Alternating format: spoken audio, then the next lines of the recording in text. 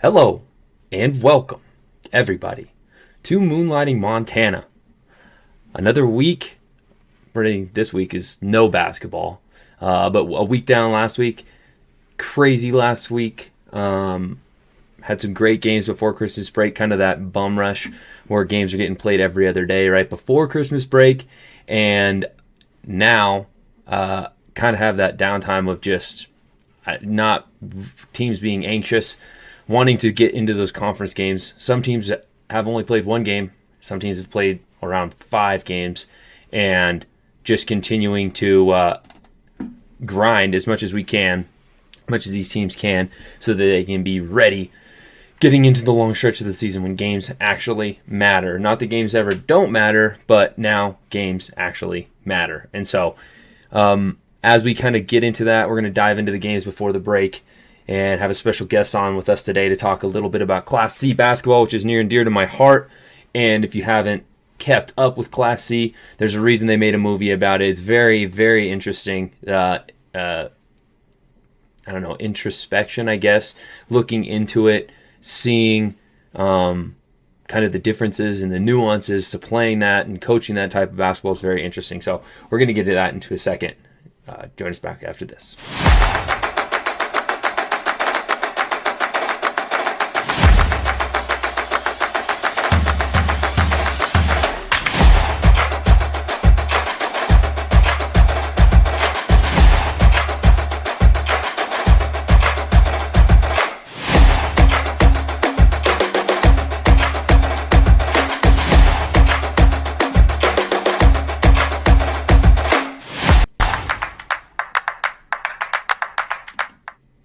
Welcome back, everybody.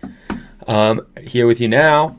Gonna kind of fiddle my way through Zoom here just a little bit as I kind of open up this these scores and kind of get the run through here of what we're dealing with. One thing that I want to do is go over not only these scores with, I think, our guest this week, but I want to run through just the using our website is down. I think it's because it's trying to load the scores from last week. So we can just use ScoreStream because that's where we pull our data from anyway. So without any further ado, before we get into these scores, I want to welcome our very special guest this week. Got an opportunity to coach with him when I was in Victor. He is still in Victor coaching the Pirates.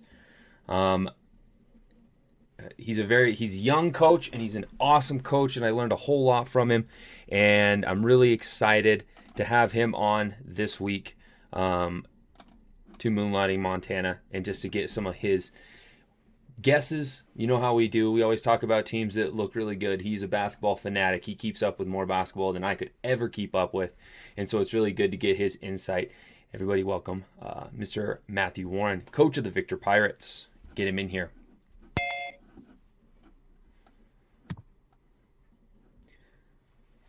Coach Warren, how are you, brother? Good. How are you? I miss you. I miss you too. I miss that gym. Every time I look back there, the ship in the background. Golly, you're at the Absolutely. gym. The boys went bowling today. Another thing that I miss, having those team bonding times. But I'm rooting from afar. Yeah, absolutely. Actually, it's funny. We preach, being functional on the court, but off the court, you get 14 high schoolers together, things shift quickly with planning. So we actually didn't go bowling. We Oh, actually just breakfast, but all is well. So okay. Well, I mean that doesn't actually surprise me too much. As long as you were together, I suppose. right. Um, I don't know. I don't know if you can see my screen. Can you see my screen or just my video? Just your video. Okay. I'll try to actually do this and see if you can see that. Now, can you see it? Yeah, yeah, I gotcha. Cool.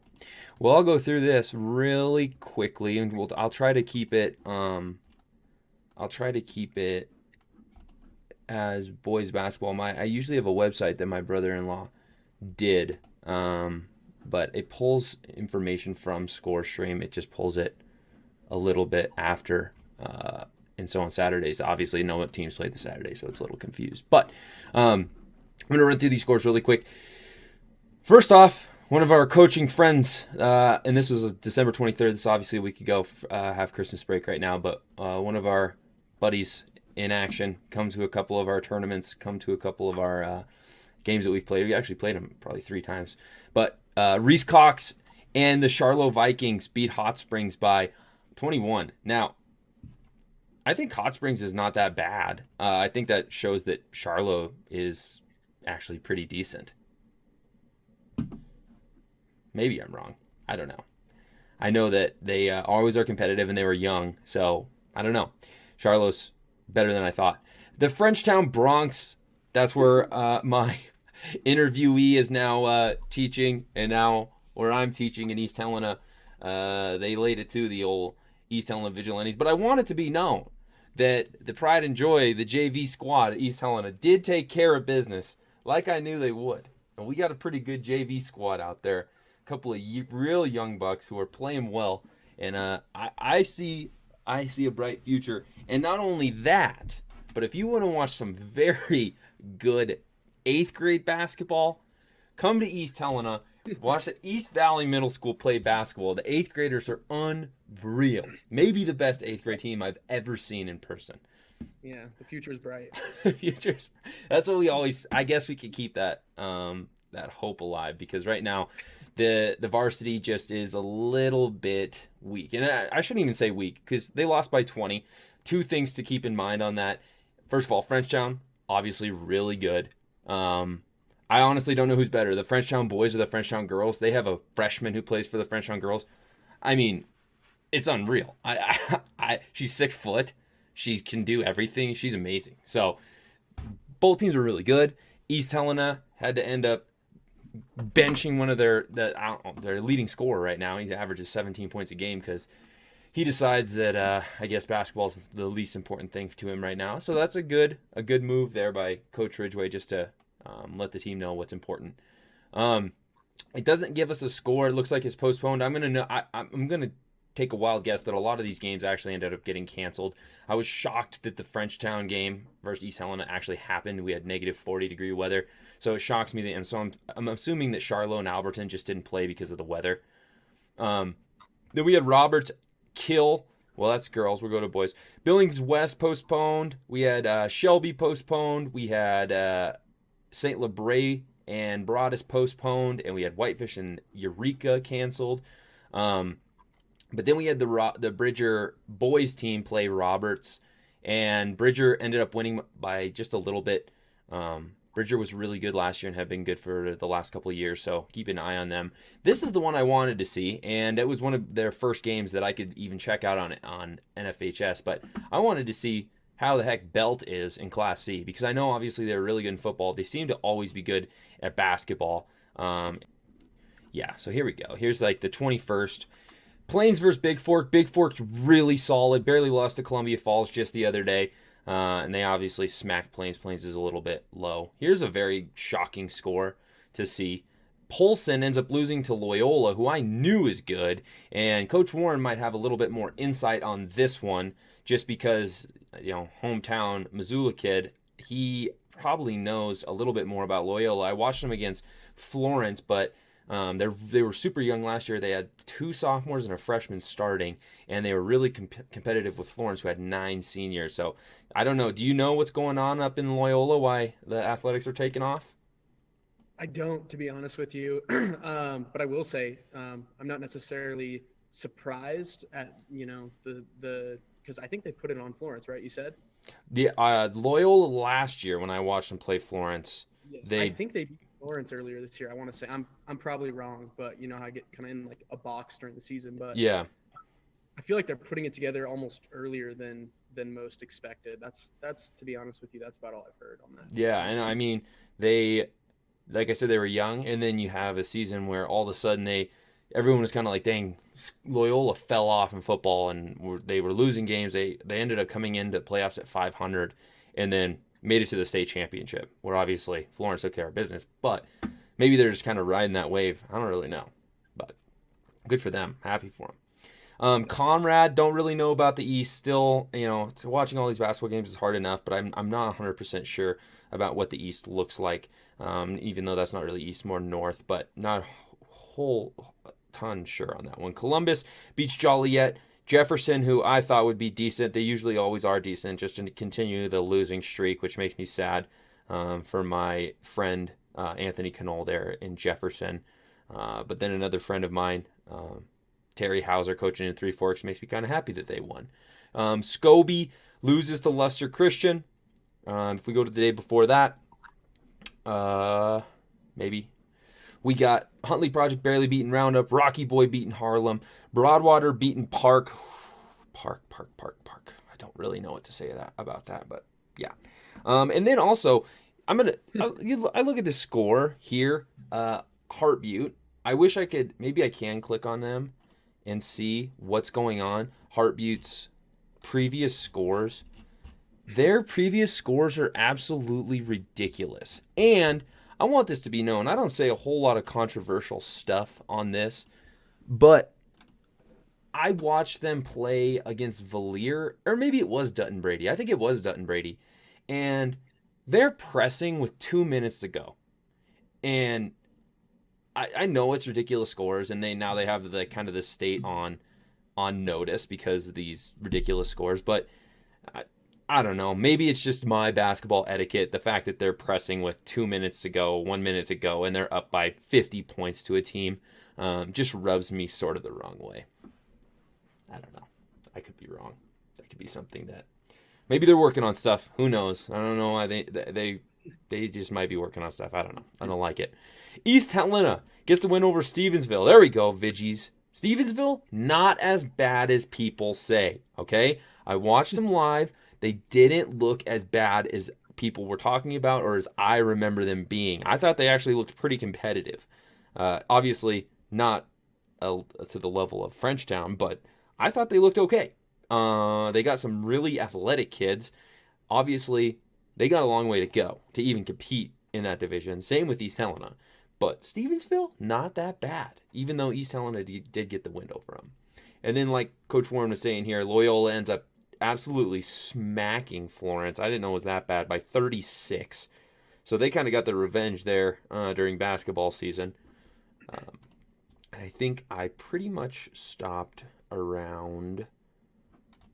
Where's the Victor score? That's what I want to know here. Well, maybe we can get... Oh, the 20th? Yeah, we played the 20th against Darby. And that'd be a good game to even talk about. Obviously, there's a lot of games, yeah. So I missed a couple of those games. So Havre beats Malta. Florence beats Stevensville by 11. Absorki wins. Freud Medicine Lake, who was good last year, not as good this year. I watched a film of them. They're athletic. They're just not as good. Lost a really good player, and I can't remember that kid's stinking name, but he was really good. He signed somewhere, play basketball somewhere. I just can't remember his name. The Terriers beat Webo. We had Sweetgrass County beating Whitehall, Sheridan beating Twin Bridges, Red Lodge beating Roundup, Roy Winifred beating Stanford, Park City beating Roberts, Baker killing Forsyth, the Dillon County Beavers pummeling the AA Butte Bulldogs. Butte Bulldogs only beat Belgrade by 3, so that's an indication of they're a little bit down. If you only beat Belgrade by 3, you know you're a little bit down, because Belgrade is just something else right now. They are beyond down. Corvallis beats Butte Central. Is that score actually correct? I don't know. That looks like a Victor score from last year, to be honest. If that score is correct, and it might actually be the girls' score, because now that I'm looking at it, it feels like that might be the girls' score.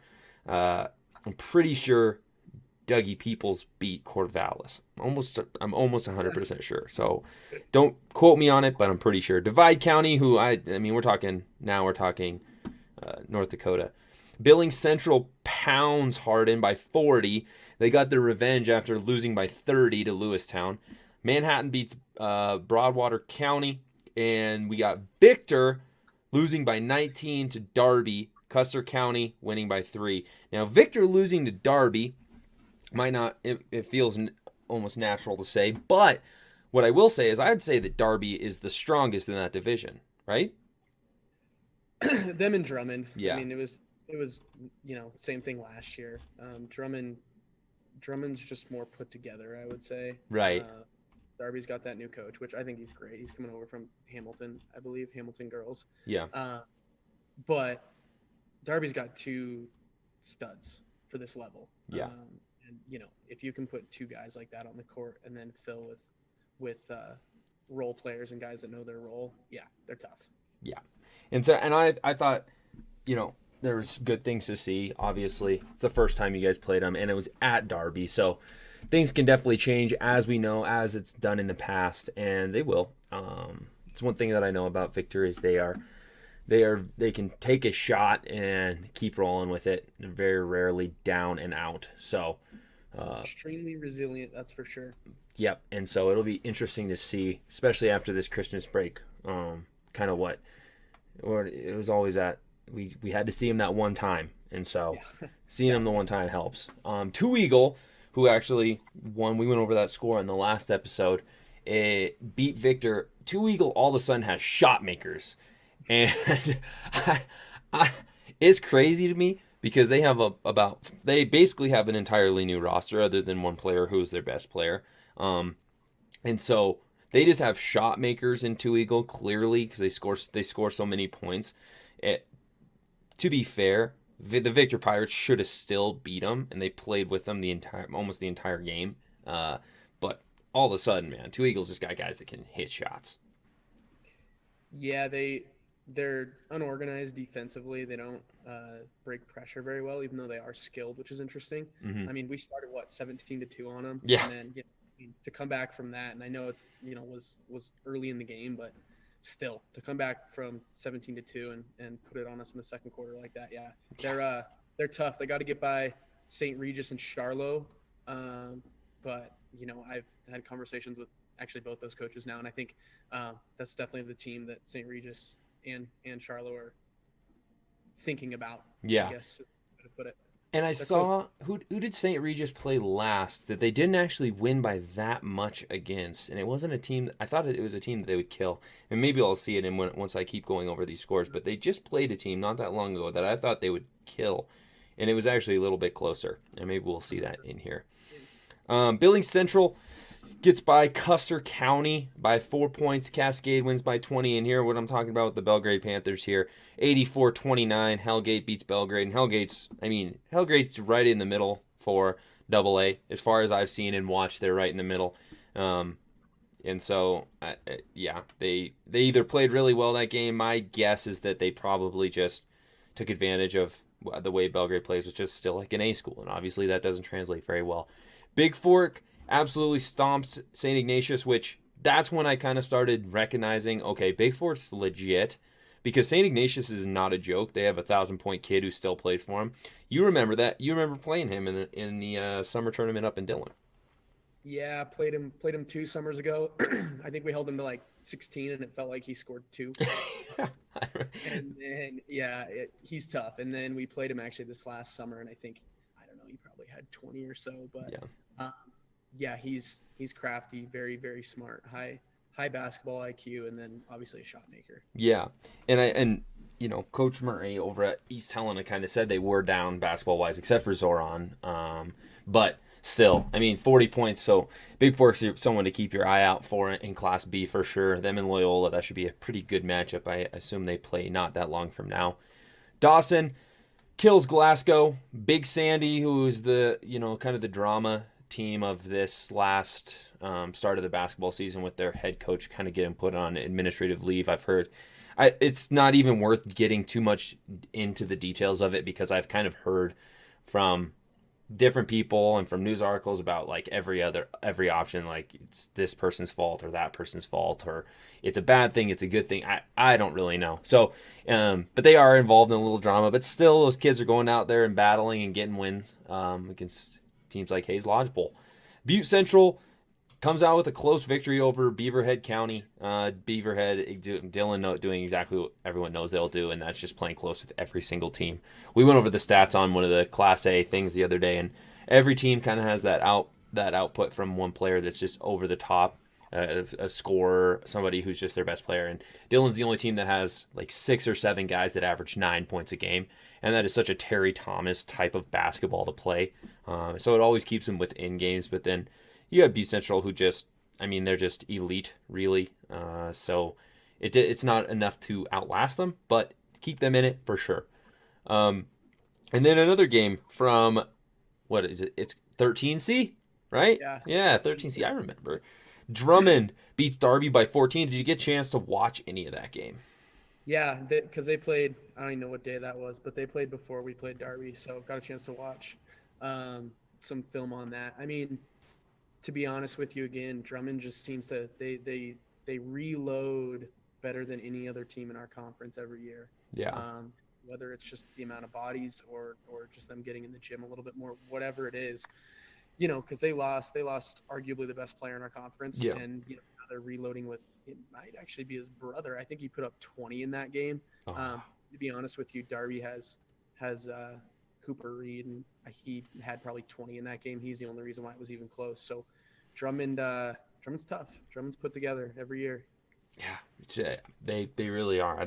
It's like at every level too. They have young kids still that are coming up that are going to be solid 4 years from now, and it just, they kind of put out, they're kind of a machine that way. That's what we talk about on this show, just having kind of that culture. So obviously top of the division, you guys will play them pretty soon, correct? Yeah, I think probably 2 weeks from now. I think they're our last conference game before Gotcha. we obviously go back through it. Gotcha. Yeah. Then we have Plentywood beating Mondack, but this is the game that when I was last doing this is why I know this is the end of when I talked about scores last. I thought this was a misprint. West Yellowstone beating Manhattan Christian. Double checked. It's the truth, okay? West Yellowstone beats Manhattan Christian by 8 points, and it's the real deal. From what I can find. I found articles on it. I tried to prove my point, but I'm pretty sure it's real. Did you watch it? Did you watch it back? I have not watched it back. I haven't either. I want to. But now, like I said, I wasn't there. Like I said, I haven't watched it. I wasn't there to watch it. I just found multiple sites, unless all of these sites are pulling the same information, which is wrong, which it absolutely could be. The one issue is that it's Manhattan Christian, and it could have been the Manhattan Tigers, because I know they played them too. So it could be that, because it'd be shocking. But if I went on Max Preps and checked Manhattan Christian's record, and it says that they lost to West Yellowstone. And I'm shocked because Manhattan Christian's really good, but I'm also not shocked because West Yellowstone is legit. They were legit last year, and they were young last year. Yeah. I think we both watched them at the divisional tournament in Frenchtown, and they were good then, and they had all their guys returning. So they're a team to watch for sure in Class C. I haven't seen too much on them, but the two brothers are still there. One of them's a sophomore. I want to say the other's a senior this year, but they're really solid, and if they did beat Manhattan Christian, that just puts them even more on the map, the Wolverines there in West Yellowstone. Wolf Point barely beats Malta. Lone Peak kills White Sulphur Springs. Lesser Christian beats Culbertson. Polson beats Libby. Manhattan beats Jefferson. Capital beats Skyview, and Helena beats Billings Senior. Helena High, good for them because they have 3 sophomores playing in Helena High right now. So they're kind of the team. They're on my radar, not as far as going to be competitive, super competitive this year, but you just don't see that in AA, where you got young kids playing because you have so much talent at every level that it's rare to see that. It's different. That's kind of the difference. We'll talk about that a little later with classes, but Helena High has 3 sophomores, and they are obviously pretty good. So let me stop sharing this. Perfect. Let's go here. Awesome. Okay. Now that we got those scores out of the way, it's time to talk about Class C basketball. And it's time to tell people about what they don't know about Class C basketball, because it's something that I had to learn, and it's something that you had to learn very quickly. Both of us coming from bigger schools and only being around bigger schools, because you didn't start off right away coaching Class C. You actually coached somewhere else before that. What was kind of the transition between your start coaching and then going to Class C basketball? So I started at Sentinel, just coaching the freshman team. So I got a chance to coach under a couple of really good coaches, a strong coaching staff for sure. Um, and then I think making the jump over from Double A, even though it was freshman, but just making that jump. Like it would be easy to say, oh, there wasn't as many guys, or oh, maybe it's a skill thing, or whatever it may be. But I think just trying to kind of shift, like we're here for a reason, and it's not the reasons that necessarily maybe we had been when we kind of first arrived. Um, and I think just understanding that not all of these kids grew up playing AAU travel basketball since they were 8 years old, right? So Yeah. so there's certain things that we had to teach um, that I didn't know if I guess I assumed a little too much on some of the ins and outs of some basic offensive concepts, defensive concepts, which I'm sure we'll get into the defensive stuff. But just kind of trying to figure out like where in the world we were, not only as a program, but where were we at with our basketball IQ on an individual basis? What did we know? Yeah. Just that limited exposure. Right. Right. And kind of like you said, I think that it felt the limited exposure obviously affects a lot of things. And then you'd mentioned the thing that it might not necessarily affect. And obviously, if you watch Victor Pirate basketball, even to this day, um, the defensive side of the ball, the one thing that could be controlled. Um, what when you first decided, okay, I'm going to coach. Was it a defensive mindset that you had then, or was it something you had to adopt as you kind of went? Like, okay, we need to focus on this thing to make ourselves successful because there's not offensive stuff is really difficult because so many guys want that easy press, easy bake oven stuff. They ask for, oh yeah, what can I do to just be a better finisher? I mean, even in kids in East Helena, give me a drill to be a better finisher in traffic, and it's like, well, dude, I wish there was a drill that we could just do that would make everything better and you could do it just 2 times and then it would be great. But it just doesn't work that way offensively. It's just you have to play all the time. And basketball's such a nuanced sport that way because there's kids out there who played football this year who were playing in the East-West Shrine game who practice football only during football season and they just happen to be gifted naturally and make themselves successful, whereas basketball sometimes you might get away with that at a really low level, but you have to work on those things. So was it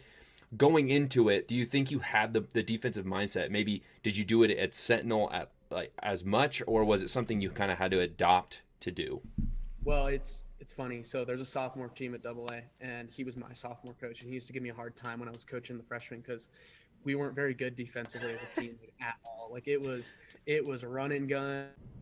Sorry about that, everyone. Technical difficulties. I think that Zoom cut us off because our video is too long because I talk way too much. So it doesn't matter, though. We can have 2 videos cut together. Now, what you were saying is that the Sentinel Spartan freshman team was run and gun, I believe. We were running gun. We had that offensive skill. And again, going back to that sophomore coach, he's actually, I actually should reach out to him because he's a huge part of where we've gone in this program on the defensive side. So yeah, he used to give me a hard time all the time because his teams would, shut teams down. This was obviously a pre-shot clock, but they would stifle teams to 20, 25 points, and then our scores were 65 to 61. But I think one of the biggest things for me right away that I kind of recognized is we had athletes here at Victor. We just didn't have a collective group that quite understood how to best use that, I guess is the best way to put it. Mm-hmm. And I'm not going to sit here and be like, we had no skill because that's not true. Yeah. We guys that, I mean, we had a couple kids coming back. One kid scored, I think 30 in a district game as a sophomore. So we had some skill guys. But I think what I quickly discovered was well, first off, in my opinion, defense is that foundation. I know everybody says defense wins championships, but truly, and we can get into it in the second season how that actually started, to play out with the defensive side of the ball. But I realized that when we went through Shell, which if I say Shell and you know anything about basketball, you definitely know what I'm talking about. Just those defensive rotations.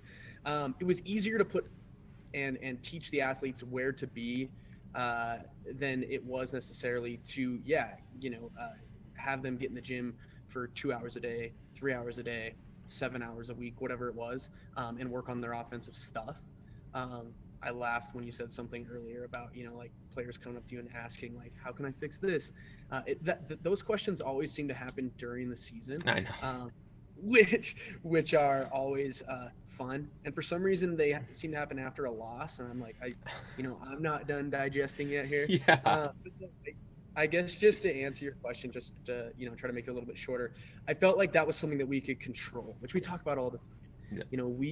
We can control this. We can be in the right spot, and we can be disruptive, take other teams out of their rhythm, which we talk about all the time, and just start with that and build that confidence. Because we kind of came in where there was really no, I don't want to say there was no confidence, but there was definitely no identity. Like, who are we? Yeah. Yeah. So. I completely agree. Another thing I think that needs to have light shed upon it is, and it listen, Victor's an awesome flipping place, and anybody who's worked their way into that community, it's a place that'll steal your heart. People that invite you in, but I do think that it has its challenges, and I think that this is probably true of a lot of Class C's. It's even true in some of the bigger schools. Just it's not as apparent, and obviously there is, how do I say it? Communities that might be down on their luck, kind of all over. But the interesting thing is when kids come from kind of tough lives and dealing with tough stuff, it turns them into a different athlete from not only a outsider's perspective but a coaching perspective. And so what can you say about some of the kids in Victor and what you've experienced coaching them, maybe opposed to a school that is in a big city or has everything they need? We talked about it, and I talk about it this year. They're just, I mean, there's really nothing I can say to I guess encapsulate who these kids are. Mm-hmm. I resilience. Every day when they come in, they're just an absolute sponge. Like, they're able to just take anything that might be going on, and maybe there's things going on, maybe there isn't, but it's just full focus for those 2 hours. And that's something that we were able to grab onto last year. We talked about dogs, which Mm-hmm. will make anybody that's been a part of the program for the last couple of years laugh. If you ever come to a game or you got your audio up on NFHS super loud, Yeah. you hear us, like, we break huddles with dogs, and Yeah. we're the pirates. So I just think that what these kids are able to do is really come together, whether it's 14 guys in the program this year or 19 last year, and just kind of put whatever is maybe working against them, things that are making them have to climb uphill constantly, and just have that feeling of this is what happens when 19 like-minded people get together and have one goal, or 14 guys this year, or just whatever it may be. I can't speak to it enough. I mean, I'm a completely different person than when I first started here Mm-hmm. in every positive way imaginable. Just hearing about the experiences, being there for them through some of their experiences, and again, the thing about them, and it does translate directly to the court, is they can get punched to the mouth and they're going to pop back up and they're going to continue to do it, and you're going to think they're crazy. We Mm-hmm. talk about it all the time. My first year, so our first year, we were playing Drummond, speak the devil, right here, and they were good, and we weren't very good, and we 25 or 30, I think. Yeah. And we came out in the third quarter, and you would have thought we were winning the game. Yeah. The crowd was into it. Our kids were into it. I was into it. You were into it. Drummond was like upset. They were crying. Like, the game was super close, and that was one of those, like, small moments. You take all these small moments and then you kind of wrap it up into, like, these generalized statements. But that was just one of those moments where I was Mm-hmm. like, this place sucks, man. Yeah. Like, this place is sick, because there's a lot of places right down the road where I came from that if you're down by 20 or 25 at half, you roll over and wait to go home and have your meal with your mommy, and she can pat you on the back or whatever it may be. Yeah. I was one of those kids. Yeah. So it just was. It's cool. It's just cool to be a part of it, and just cool to see them kind of unwavering with anything that comes their way. Yeah, and that kind of goes into another, you know, the the very interesting and the reason it's fun to watch too is just another. It happens to be Drummond again. They kind of be the catalyst of all this stuff. But I think last year we had a game up in Drummond. Uh, Another one of those moments where even to this day it's something that I talk about. Just a moment of complete adversity where, you know, I felt like I was having an out of body experience. It was going so bad. I barely remember any of the game. I remember I don't even remember what I was feeling. I don't remember so much of it, and that it was such a bad loss that it left a sour taste in my mouth even until the point that we played him for the second time. And so I went into the second game kind of thinking like, oh gosh, dude, I don't want to play these guys. I was so ugly the first time. I don't. This is going to be terrible. But not the kids. They didn't know that. And then I want to say that I don't remember the exact score, but Victor had every opportunity to win the game. I mean, we were that close the second game around. Yeah, I lost by either like I don't know, somewhere between 4 to 8 points, and Yeah, absolutely had a lot of opportunities. Yeah, yeah, yeah, dude. It's just one of those things. Like they don't. I mean, they had this short memory. It was just in and out. It was we could win. We can do this. We've been through worse. And I don't know that part's that one of those things. There's lots of moments like that go on forever about those exact moments. But I think you're 100% right. Just how resilient that little town is, and I'm sure a lot of sea. Now that's another whole thing in itself to talk about is and get in just people perspective because I ask people all the time, and not as many. I would say that not as many people watch basketball as much as I do, or as much as maybe some coaches do in that I have these conversations with, but they don't really know anything about sea basketball because it's like if you're not in that world, it feels like you're watching maybe like a lower level. You really have to have some vested interest in it to take a look at it, and so and it's very interesting to watch because it's not like double A. Double A, you get these games. Obviously, Belgrade's the outlier this year where they just absolutely they're just not in the same level as all the double A teams. But C schools, you have this range, and before I even talk about it too much, what do you think when you see classy basketball? What makes it different? What makes it interesting to watch compared to maybe the other classes of basketball? Well, I think that's just it. You got. I mean, first off, there's a lot of kids on the court that just flat out wouldn't have an opportunity at a higher level, and so I love that. Yeah. Because we talk about it all the time, like basketball and winning and all that stuff is great. It's important, but like you're gonna remember the bus trips. You're gonna remember not bowling and going and eating breakfast this morning. More than beating someone by 30 or Yeah. beating someone by 5. And so just some of these kids getting the opportunity that they may not get at a different level. And to be honest with you, that's where I see that effort and that like never say die mentality come into play. You know, doesn't matter, Class C varsity, Class C JV, whatever it may be. And then I mean, you think of a school like ours, we got 14 kids in the program. And that's I mean that's pushing it. We have I think two, maybe three kids that have never played before. It's fun to see them learn a new skill. I know it's a little later on down the road for them than some kids that are even 10, 15, 20 miles away.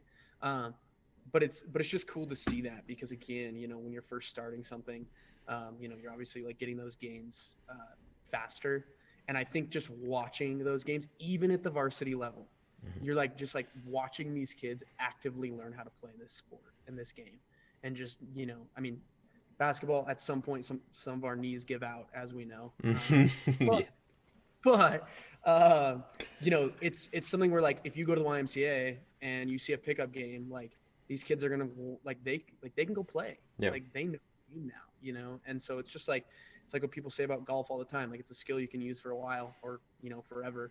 Basketball, it's a skill, and when you go watch basketball now, you know what's going on. So I don't know, I kind of went off there a little bit, but um, overall for me, again, it's just that genuine effort.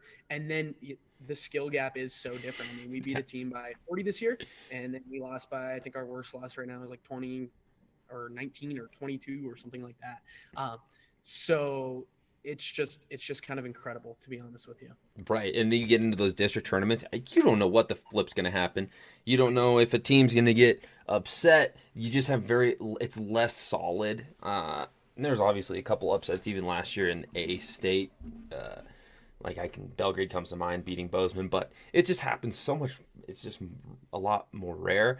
You know those district tournaments for C, man. It's there. It's a dogfight. You're putting teams that could beat each other on any given night into a pen together. And if you've never been to a Class C district or divisional tournament, it's worth going because there's teams fighting for their lives in that thing. No one feels like they're going to lose.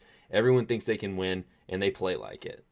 Yeah, I think just to kind of give like the last thing is like, and we talk about it all the time is, like when you're wearing this right here and you go to Hamilton, you're not really representing, in my opinion, the school. Like you're representing, like we're small enough, you're representing the town. Yeah. Like, every interaction you have with these people, you can either shift their mindset to more positive, or maybe just, they have no thoughts about Victor. So that's their first experience. And they're not just thinking about, oh, the boys basketball program is really put together and they're really respectful, which obviously we want to hear, but Yeah. also like, oh, that's Victor. And so, you see some of these people starting to come to the games, and they're people that have no affiliation with the school, but they live here. We have a lot of retired individuals here in our community now, and I'm starting to see people roll through the door that I've never seen before. And these kids are playing for more than just the school or the team or each other. They're playing for all of it. They say Missoula Sentinel, Missoula Hellgate, Missoula Big Sky. They all say Missoula. Yeah. Like there's only one Victor. There's only one Darby, whatever it is. Yeah. 100%. I think that's the main thing is these communities are just different. It's just a different vibe completely, even now being in East Helena. Now, the interesting part. You might not know anything about this, and I've asked coaches before.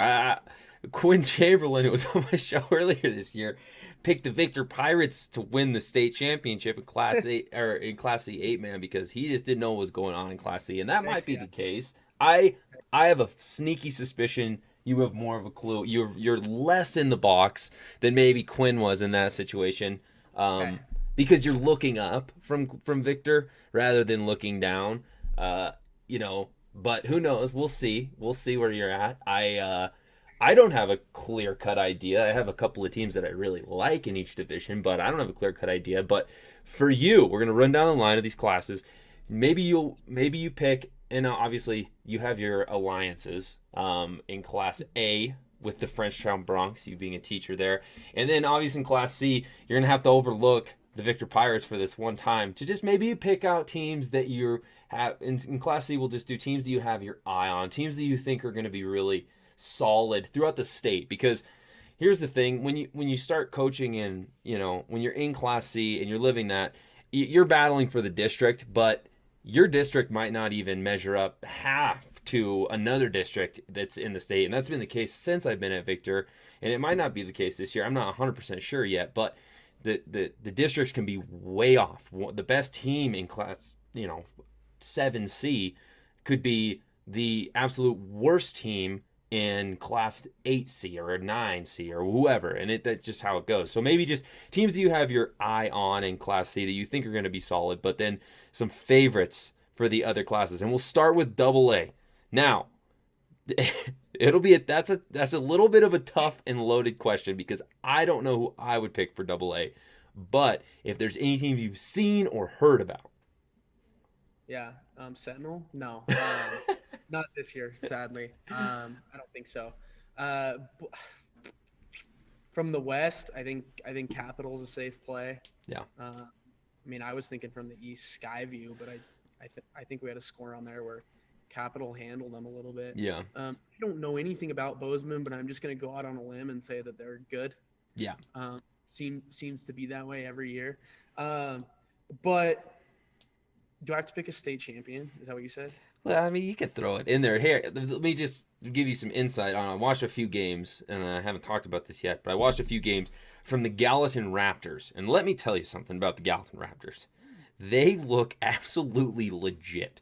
They are missing zero pieces. They have an elite point guard who's going to play college basketball somewhere. I think his name's Eli something. Can't remember his last name. Then they have the Clark kid who played football for the first time this year and almost he had to lead. I know he led the team in receptions and touchdowns, but he had to be somewhere in the state. He's 6'6".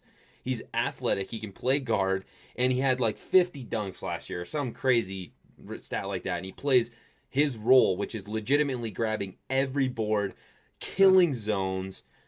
He's fast, he's athletic, and they really are not missing a whole lot of pieces. They're the only team I've seen in any division this year that brings in a second unit in the second quarter of bench players that is still good, that handled Flathead with their second unit. He gives his first unit a rest, just like an NBA team. So they're pretty legit. I would recommend checking them out. But I just wanted to put that in your ear before you picked. Yeah, that sounds like a sleeper pick. I didn't even know. You know what? Actually, to be honest with you, it's gonna sound bad. I totally forgot about that. I forgot they existed. And listen, that's not a knock on them. All right, it's just growing up. It was just Bo's. Yeah, right. So, uh, I'm gonna stick with Capital. Yeah. To be honest with you, I gotta stay true to the West. Yeah.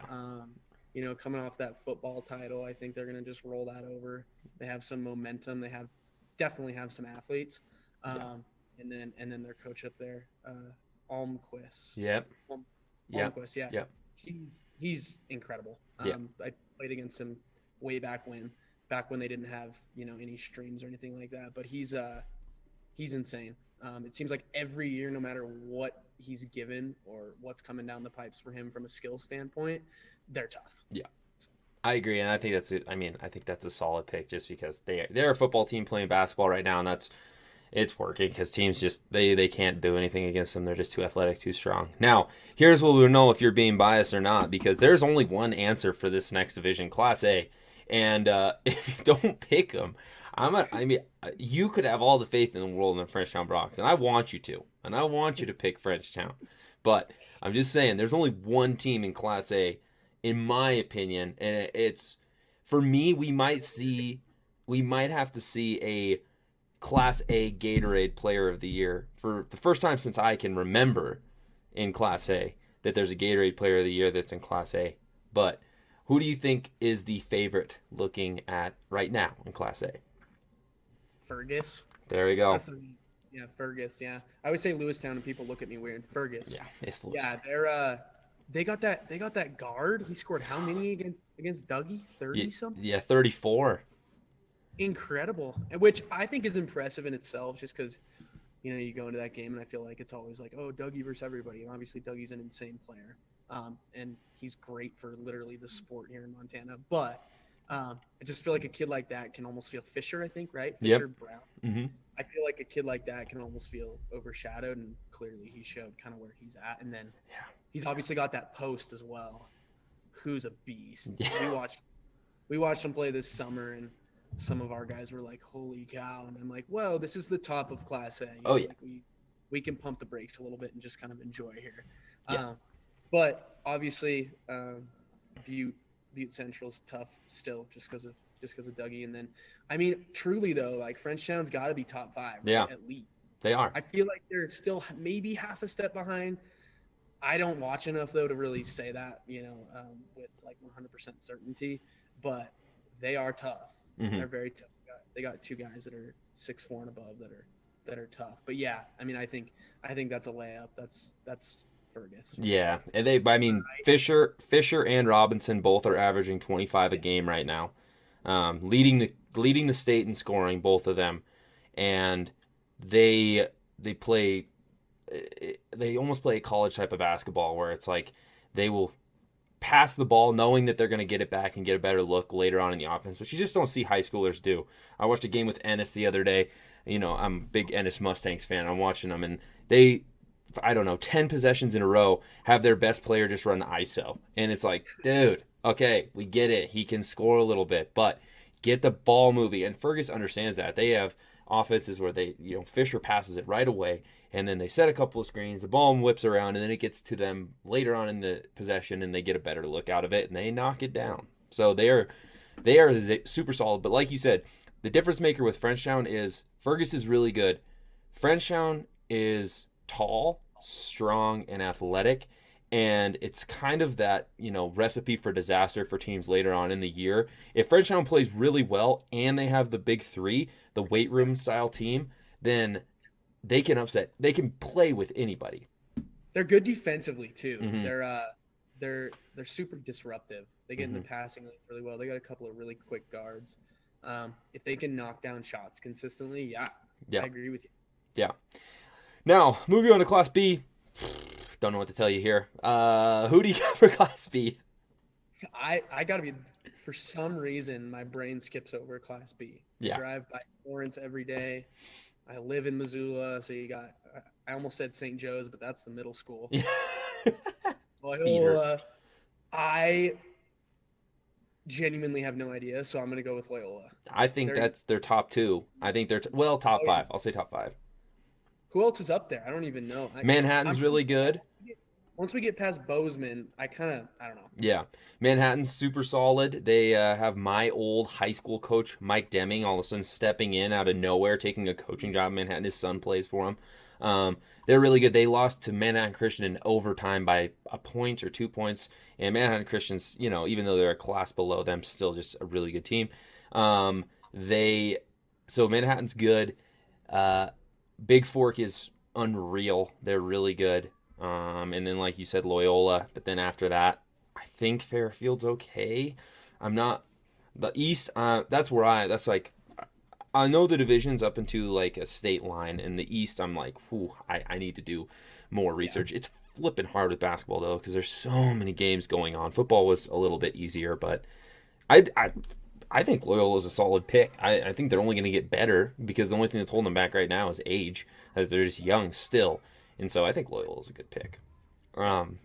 Moving on to maybe teams that you have to watch in Class C other than the Victor Pirates, because if you haven't watched the Victor Pirates, you need to watch the stinking Victor Pirates. Check them out on NFHS because, like we've already talked about, we've already shined light on them. They are an amazingly fun team to watch, and every game can be close, or it might not be, and it doesn't know which way it's going. No, you start the game, it's a complete guess of how the game's going to go. So tune into the Victor Pirates, but teams to watch outside of Victor. Yeah, I mean, the two that we have talked about, obviously, I think, they're playing in, I think it's 12C. They take 4 teams from 12C, but those two obviously, well, I guess you never know, but those two are obviously going to make it out of there, I think. And then I don't know, like I know Freud got second last year, but they lost their best player. Mm-hmm. They also had a stud as a sophomore. He's like 6'4" and can jump out of the gym. And I was like, are we sure this kid? What are we doing here? So they might still be tough just because of him. I saw Scobie's definitely down. Mm-hmm. That's another thing about Class C, kind of going way back to earlier. It's crazy how it works. Yeah. They were unbelievable like 2 years ago. Yeah. But from the Western side, we kind of saw it last year at divisionals, and you kind of alluded to it earlier. It was, we got Drummond and Darby that came out of our district. Darby put up a fight here and there. Drummond kind of tapered off near the end last year.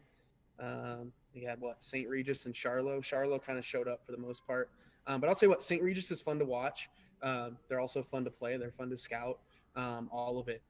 So, I mean, if you're looking for a team other than, say, West Yellowstone or Manhattan Christian or maybe some other team from the East that I'm unaware of, they're definitely fun to watch. It's good basketball. They move the ball really well. They're very tough to defend, and they got a couple of skill guys that are top notch for Class C. So. Yeah. And yeah, exactly. Those guards are really good. I would say Belt, because Belt's always good, but I don't know. So far I haven't seen a score from them, and I haven't seen them play a game. The game that was scheduled got canceled. I mean, I would assume you have teams that are good at football. At least you'll have those athletes playing, and Belt's good, and they'd be the Eastern team that I would say, but I really don't know. So I'm on board with those picks. Now, that is pretty much it. That pretty much concludes what we're doing here today. We really appreciate you hopping on, talking about some Class C basketball, and before Zoom kicks us out again, I just want to thank you for coming on and talking with us today. Yeah, of course. Thanks for having me. I was eager to get on. So Yeah. when are you gonna have Reese Cox on? I do. I need to talk to Reese Cox. That man's busy. He coaches just about every sport. I feel like he might be having a baby. Maybe I'm wrong. Oh wow. He got married. I don't know. Something. I need to reach out more. That's 100% true. Maybe we'll get him on soon. But I appreciate your time, Coach Warren. I wish you and the Pirates the best of luck. You know I'll be watching. And for people that don't, please watch your guys' next game's the 5th of January. It's a great question. It's Tuesday, whatever that is. I think it's the 3rd, maybe. Oh, you guys got an early one then. And I think I saw you guys were playing Valley Christian. Okay. Perfect. Rivalry game. Yeah, In the big Pirate Dome. I don't even know what else you call it. The Pirate Ocean. Dome, yeah. Yeah. Pirate Dome. Pirate Dome. We got this ship though. Yeah, we got the ship. We got the ceiling falling down. It just brings me back. But I appreciate it, Coach Warren.